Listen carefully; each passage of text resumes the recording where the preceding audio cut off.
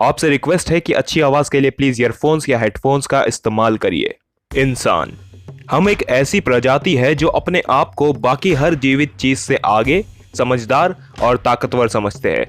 जब से इंसान का जन्म इस धरती पर हुआ तब से उसने हर चीज को काबू में करने की कोशिश की। और अगर बात करें जानवरों की तो शायद आपको ऐसा भी लगता होगा कि हमने हर जानवर को काबू में किया है, क्योंकि आसमान में राज करती चील से लेकर जंगलों के राजाओं शेर तक इंसान ने इन जानवरों को काबू में कर लिया है।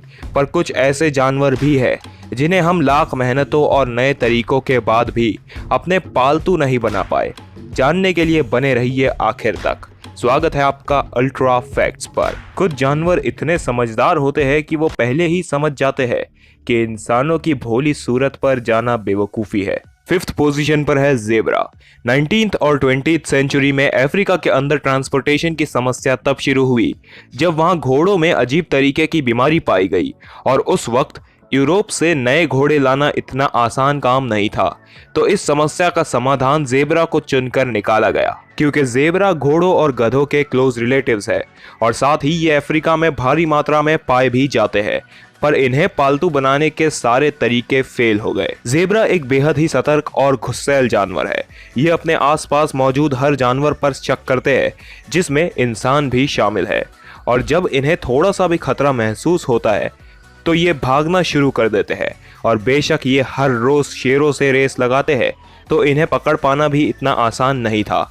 और जब पकड़ लिया जाता था तब ये ज़बरदस्त लाते और तेज दांतों से काटना शुरू कर देते थे ताकि इन्हें भागने का एक और मौका मिले। बड़ी मेहनतों और मुश्किलों के बाद उस वक्त लोगों ने कुछ ज़ेब्रास को काबू में किया था, पर फिर इन्हें एहसास हुआ कि ज़ेब्रा घोड़ों से थोड़े छोटे हैं और इनकी सवारी करना भी इतना आरामदायक नहीं था, क्योंकि अपने गुस्सैल व्यवहार के चलते ये वो करने नहीं देते। और अगर मुश्किल से लात खाकर इनका पीछा करके इन्हें बांधकर किसी तरह काबू भी कर लिया जाता तो लोगों को ये डर था कि शेर, मगरमच्छ और लकड़बग्घे अपना शिकार ढूंढते हुए शहरों में आ जाते। इसीलिए ज़ेब्रा को डोमेस्टिकेट करने का प्लान ड्रॉप कर दिया गया। 4th पोजीशन पर है डिंगोस।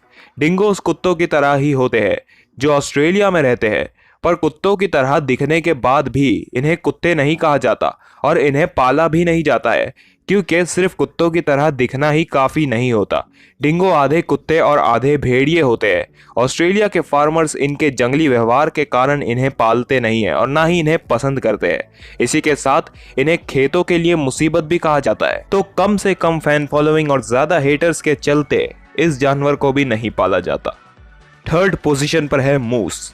कुछ सदियों पहले स्वीडन के किंग कार्ल 11 ने यह निर्णय लिया था कि उन्हें घोड़ों के अलावा एक बेहतर सवारी चाहिए जो जंग के मैदान में घोड़ों से खतरनाक और अलग लगे। पर उनका ये प्लान नाकामयाब साबित हो गया, क्योंकि मूस पर सवारी करना खतरनाक था। ये काफ़ी गुस्सैल हो जाते थे और इनके बराबर का खाना दे पाना भी काफ़ी मुश्किल था। और आपको बता दूं कि मूस एक बेहद ही समझदार जानवर है जो लड़ाइयों से बचते आए हैं। जंग के मैदान में ये अपने साथियों को मरता देख लौटकर भागने लगते थे। मूस को गोश्त के लिए पालना भी नाकामयाब ही साबित हुआ, क्योंकि जब कसाई खाने में एक मूस को ले जाया जाता था और जब वो वापस नहीं आता था तो ये देखकर बाकी मूस सतर्क हो जाते थे और कसाई खाने में जाने से सख्त इनकार कर देते थे। बहुत से मूस फार्म बंद हो गए क्योंकि इन्हें कसाई खाने में ले जाना गाय और बकरियों की तरह आसान नहीं था। 2nd पोजीशन पर है रकून्स। रकून्स काफ़ी समझदार होते हैं और मेहनती भी, इसीलिए ये एक अच्छे पालतू साथी बन सकते थे। पर काफ़ी समझदार होने के कारण ये पालतू नहीं बन सकते। भले ही ये आपको कितने भी प्यारे लगे, पर ये काफ़ी गुस्सैल और खूंखार होते हैं।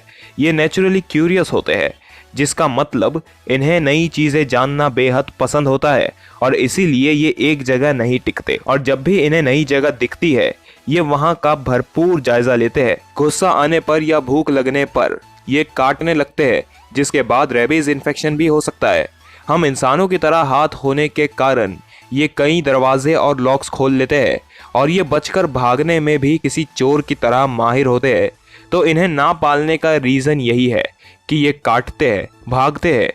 ये बाकी जानवरों की तरह सोशल नहीं होते, अकेले रहना पसंद करते हैं और डॉग्स की तरह वफादार तो बिल्कुल नहीं होते। 1st पोजीशन पर है the great white sharks. Great white sharks को पकड़ने और पालतू बनाने की बहुत सी कोशिशें की गई, पर हर कोशिश नाकाम रही क्योंकि इन्हें कैद करने के कुछ दिनों में ही ये मर जाती है। जब पहली ग्रेट व्हाइट शार्क को कैद किया गया था तब वो कुछ घंटों में ही मर गई थी। इन्हें कैद में रखने का सबसे लंबा समय है 16 दिन, सिर्फ 16 दिन। जापान के ओकिनावा एक्वेरियम में जब एक ग्रेट व्हाइट शार्क लाई गई तब उस शार्क ने अपना सर एक्वेरियम टैंक की कांच की वॉल पर तब तक पटका जब तक वो मर नहीं गई। कैलिफोर्निया के एक एक्वेरियम में भी जब ग्रेट व्हाइट शार्क को लाया गया तब उसने भी अपना सर टैंक की दीवारों पर पटकना शुरू कर दिया और 2 नॉर्मल शार्क्स पर हमला कर उन्हें भी बुरी तरह से जख्मी कर दिया।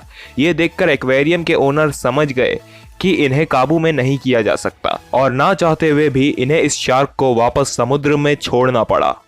Great white sharks great travellers होती है। इनमें क्षमता होती है पूरे समुद्र में घूमने की।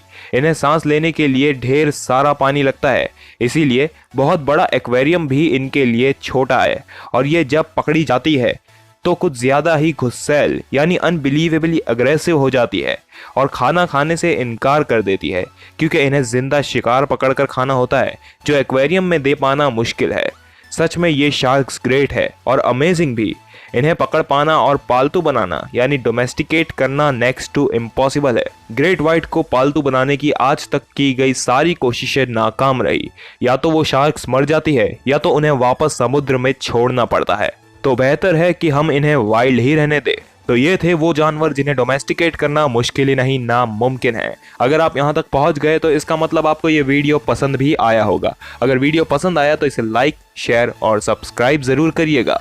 मिलूंगा आपसे अगले वीडियो में। वीडियो कैसा लगा ये कमेंट करके जरूर बताइए और मैं ये जानने में भी इंटरेस्टेड हूँ कि आप अगला वीडियो किस टॉपिक पर देखना चाहेंगे। Till then, good bye.